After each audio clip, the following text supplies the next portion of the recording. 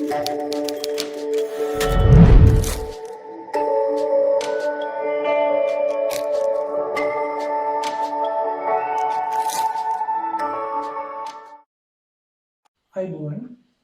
අධ්‍යයන ප්‍රොත්සාහන පත්‍ර උසස් පෙළ විභාගයේ කෘෂි විද්‍යා විෂය තෝරාගත් සිසු දරුදරියන් වෙනුවෙන් විෂය නිර්දේශයේ අදාළ පාඩම් එකක කිහිපයකින් පාඩම් මාලාවක් පැහැදිලි කිරීමට මම බලාපොරොත්තු වෙනවා. අද දවසේ අද අපි ආරම්භක පාඩම ලෙස ශාක ප්‍රචාරණය කියන ඒකකයට අදාළ විෂය කරුණු විස්තර කිරීම තමයි බලාපොරොත්තු වෙන්නේ. එතකොට අපි දන්නවා මේ ලෝකයේ පවතින සියලු ශාක තමන්ගේ පරම්පරාව ඉදිරියට පවත්වාගෙන යාම සඳහා එක ශාකයකින් ඉදිරි පරම්පරාවට අවශ්‍ය කරන ශාක බිහි කරන්න විවිධ ව්‍යුහයන් නිර්මාණය කරලා තියෙනවා. ඒ වගේම ඒ ක්‍රියාවලිය විවිධ ආකාරයකට ක්‍රියාත්මක කරගෙන යනවා. මෙතන මම උත්සාහ කරනවා උසස් පෙළ විභාගය සඳහා කෘෂි විද්‍යා විෂය හදාරන දූ දරුවන්ට ප්‍රයෝජනවත් වෙන ආකාරයට විෂය කරුණු පැහැදිලි කරමින් විභාගයට උත්තර ලියන්න අවශ්‍ය කරන වචන භාවිතා කරමින් මේ පාඩම කරගෙන යනවා.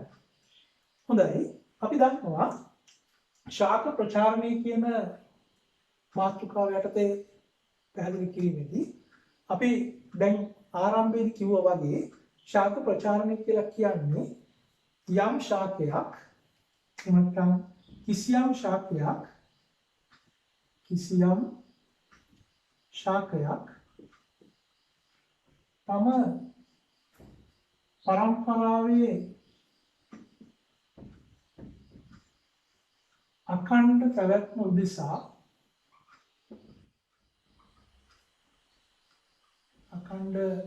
පැවැත්ම උදෙසා නව ශාක බිහි කිරීමේ ක්‍රියාවලිය. එතකොට අපි ශාක ප්‍රචාරණය වලින් අදහස් කරන්නේ මෙන්න මේ ක්‍රියාවලිය.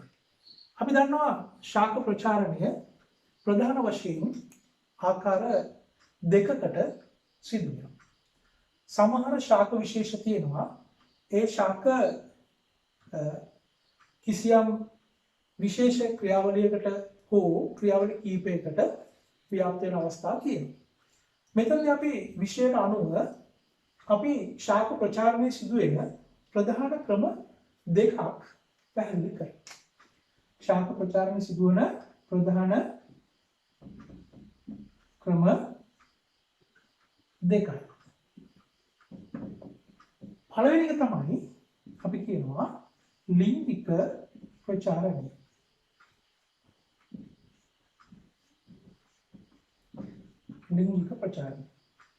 දෙවැනි එක තමයි අපි කියනවා අලිංගික ප්‍රචාරණය.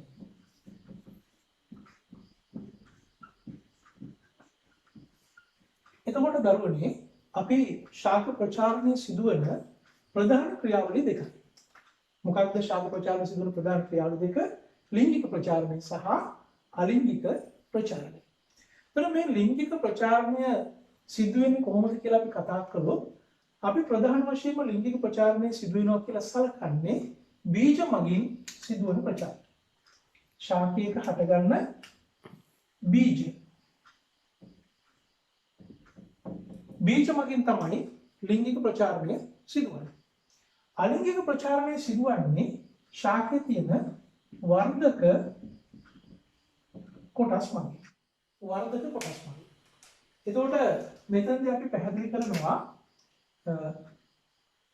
ලිංගික ප්‍රචාරණය සිදුවනවා බීජ මගින්. ඒ නිසා අපි ලිංගික ප්‍රචාරණය හඳුන්වනවා බීජ මගින් ප්‍රචාරණයක් හැටියට. අලිංගික ප්‍රචාරණය අපි හඳුන්වනවා වර්ධක ප්‍රචාරණයක් හැටියට.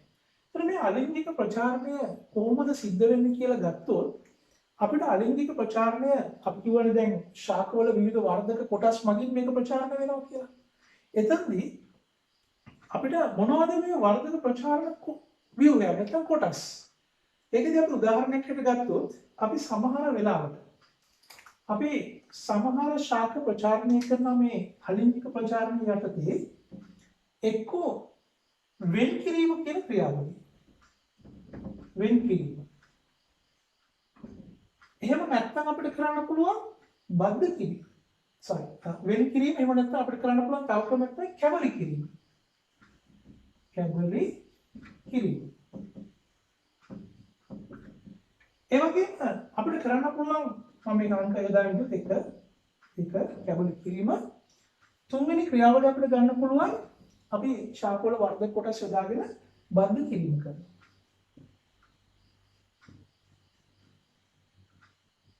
බද්ධ කිරීම. ඊළඟට අපි ගත්තොත් අපිට පුළුවන් ශාක වල අතු බැඳීම කරන්න.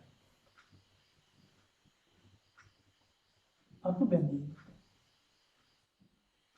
ඒ වගේම දරුවනේ අපි දන්නවා වර්තමානයේදී බොහොම සාර්ථකව ජනප්‍රියම ක්‍රමයක් තාක්ෂණයත් එක්ක ඒ තමයි පටක රෝපණය. පටක රෝපණය. හොඳයි. එහෙනම් අපි මෙන්න මේ පැහැදිලි කිරීමේ මූලික කරුණු ටික තමයි අපි ශාක ප්‍රචාරණයට අපි උසස් පෙළ කෘෂි විද්‍යාලේ ඉගෙන ගන්න තියෙන මූලික කොටස් ටික වෙන්නේ. මම නැවත මේක පැහැදිලි කළොත් වෙන් කරගත්තොත් ශාක ප්‍රචාරණය කියලා කියන්නේ කිසියම් ශාකයක් තම පරම්පරාවේ අඛණ්ඩ පැවැත්ම උදෙසා නව ශාක බිහි කිරීමේ ක්‍රියාවලිය.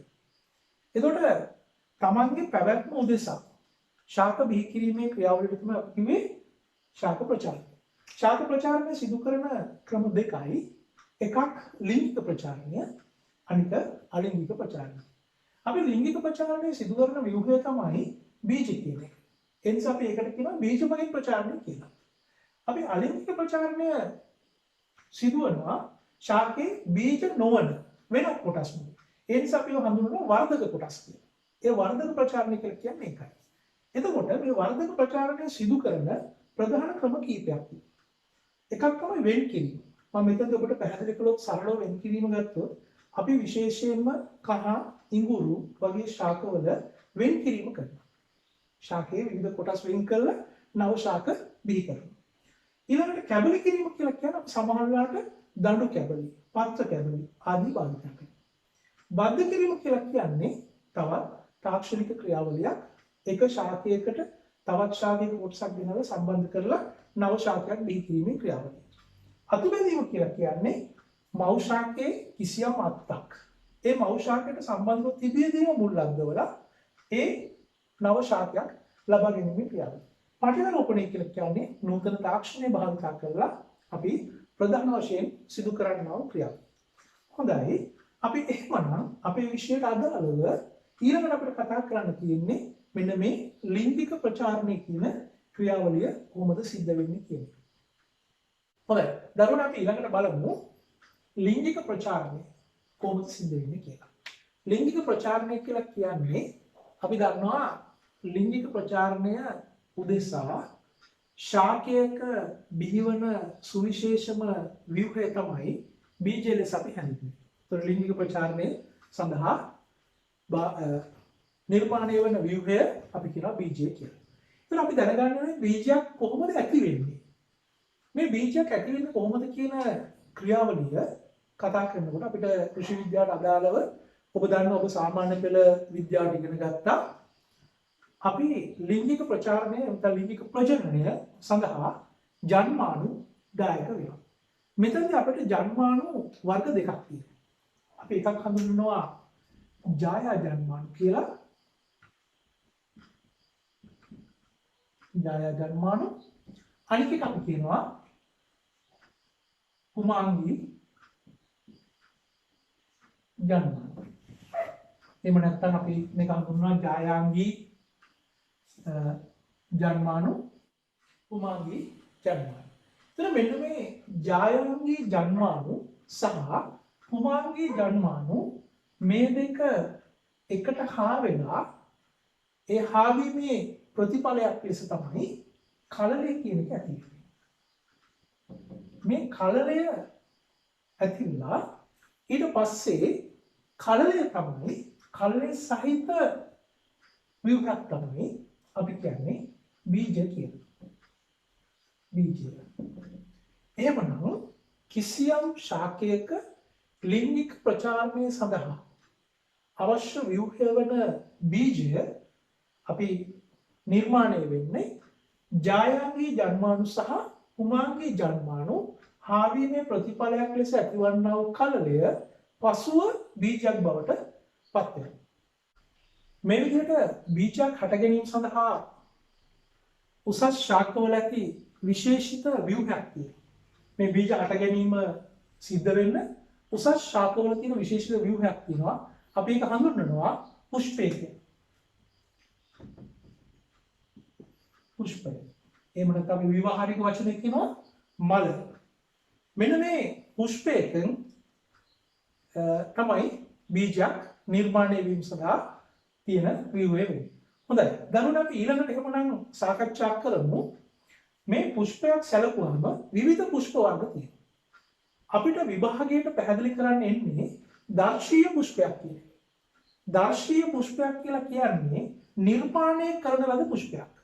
පුෂ්පයක අඩංගු යුතු සියලු කොටස් ටික ඇතුළත් වන පරිදි අපි විසින් නිර්මාණය කරන ලද පුෂ්පයක්. ඒ නිසා සමහරවිට අපිට දර්ශීය පුෂ්පය කියන එක පරිසරය තුළ දකින්න ලැබෙන්නේ නැහැ. දැන් උදාහරණයකට අපි ගත්තොත් අපි පස පාඩුවේ දිගට ගන්නවා දර්ශීය පාංචු පැතිකඩ. ඒ දර්ශීය පාංචු පැතිකඩ කියලා කියන්නේ පැතිකඩක තිබිය යුතු සියලු කොටස් පෙනෙන ආකාරයට සකස් කරන ලද සටහනක්. ඒ වගේ මෙතනදී අපි මේ දර්ශීය පුෂ්පයක කොටස් ටික ඊළඟට බලමු.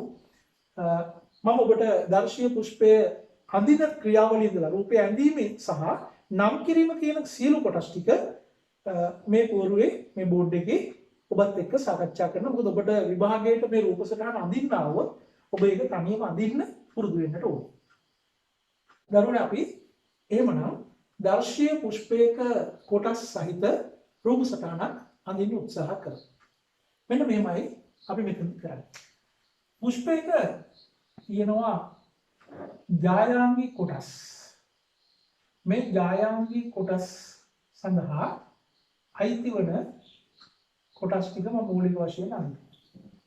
මේ විදිහට අවිල්ලා මෙහෙම මේ රූප සටහනේ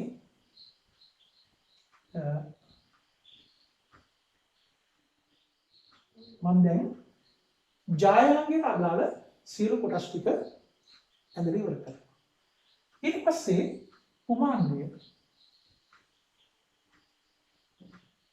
කුමාංගය කියලා කියන්නේ අපි සාමාන්‍යයෙන් කියන්නේ පිරිමි කොටස් කියලා.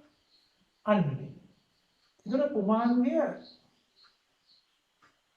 අදාළ කොටස් අපි කියනවා අපි සාමාන්‍ය ශාකවලින් කියන පරාග කියලා. ඒ පරාග තියෙන පරාග ධානි කියනවා.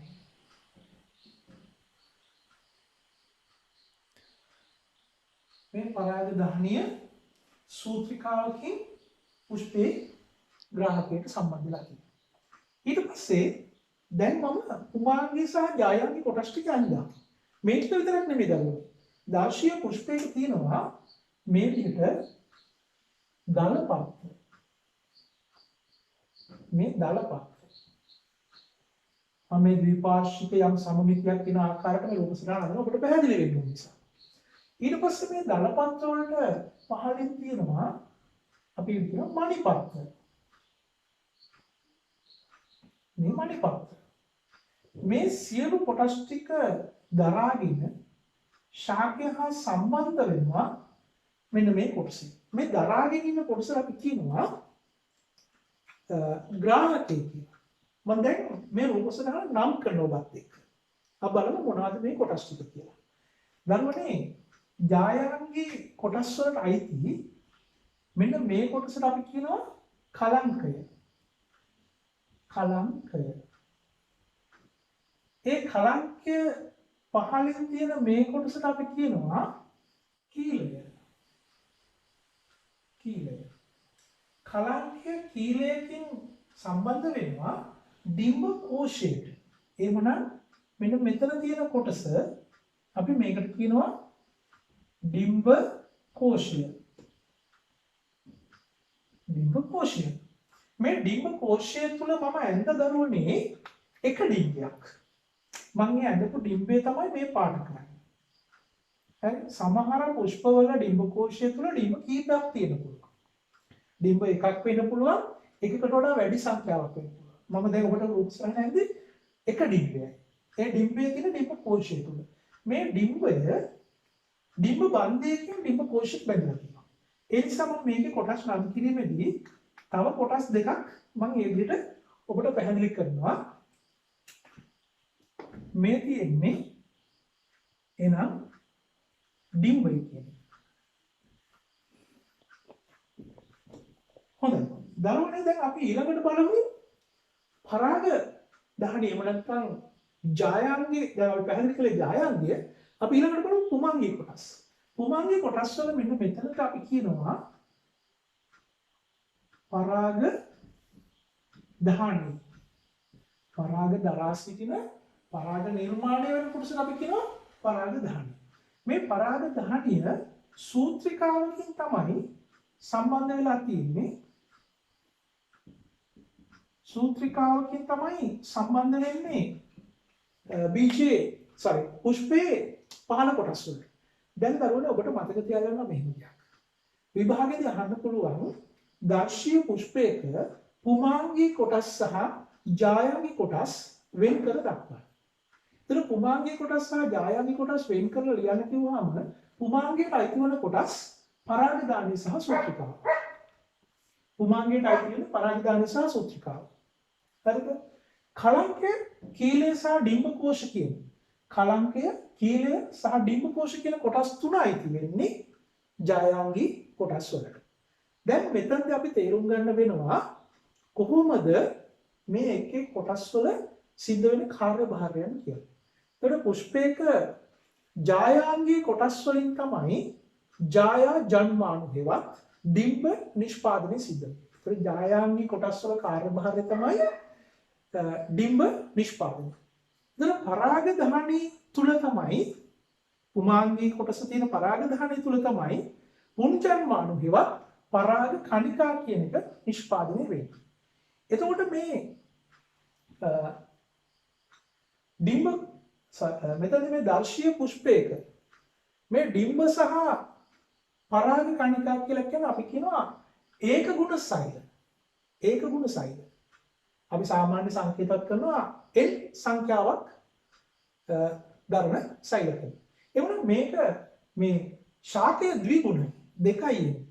මේ ශාකයේ තියෙන මාතෘ සෛල මේ ද්විගුණ මාතෘ සෛල ඌනන විභාජනයේ ප්‍රතිඵලයක් ලෙස තමයි ඩිම්බ සහ පරාග කියන ඒක ගුණ සෛල නිර්මාණය වෙන්නේ.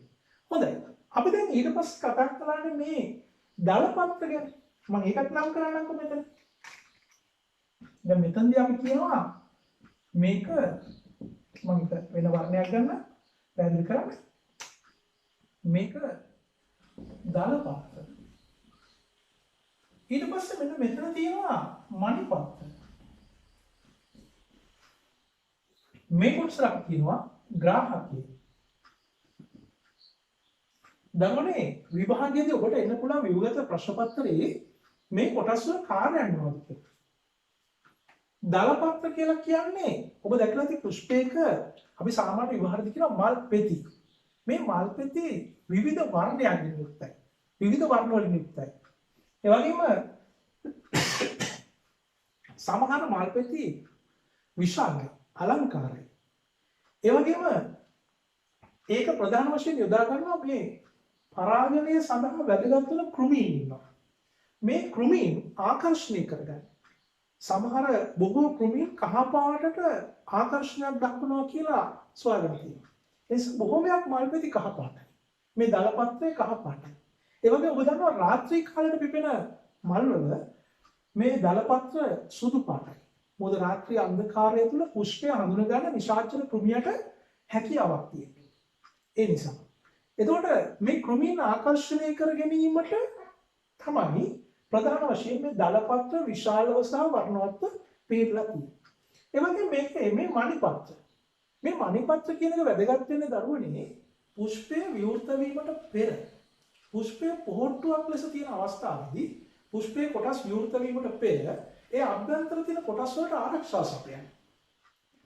හරි. එතකොට මේ මණිපත්‍ර වල කාර්ය වෙන්නේ පුෂ්පය විවෘත වීමට පෙර ඒ පුෂ්පයේ කොටස් වලට අභ්‍යන්තර කොටස් වලට ආරක්ෂා සැපේ. ග්‍රාහකය. මේ ග්‍රාහකය තමයි මේ පුෂ්පයේ සියලු කොටස් ටික දරාගෙන සිටින්නේ. පුෂ්පයේ සියලු කොටස් දරා සිටින්නේ ග්‍රාහකය. මේ ග්‍රාහකය තමයි නටුවෙන් ශාක්‍යයට සැලෙන්නේ. එහෙමනම් අපි දැන් මේ පැහැදිලි කළේ දර්ශීය පුෂ්පයක ව්‍යුහය. එතකොට දරුවනේ ඊළඟට අපිට කියන්න වෙනවා මේ දර්ශීය පුෂ්පවල ව්‍යුහ සටහන සැලකුවාම දවල්ට මම හිතනවා මේකේ ගැටලුවක් නැතුව ඇති කියලා. නමුත් අපි දන්නවා සමහර පුෂ්ප තියෙනවා ඒ පුෂ්පවල මේ පුමාංගී කොටස් ජායාංගී කොටස් දෙකම එක පුෂ්පයේ තියෙනවා. සමහර කොටස් වල එක පුෂ්පයක තියෙන එක කොටසක් විතරයි. හරිද? ඒක නිසා අපි මෙන්න මේ පුෂ්පයක පුමාංගී සහ ජායාංගී කොටස් වල පිහිටීම පදනම් කරගෙන ආකාර දෙකකට මේ පුෂ්ප වෙන් කරනවා. මම ඒක මෙතන පැහැදිලි කරන්න අපේ ගෲප්ස් ගන්නම කළා.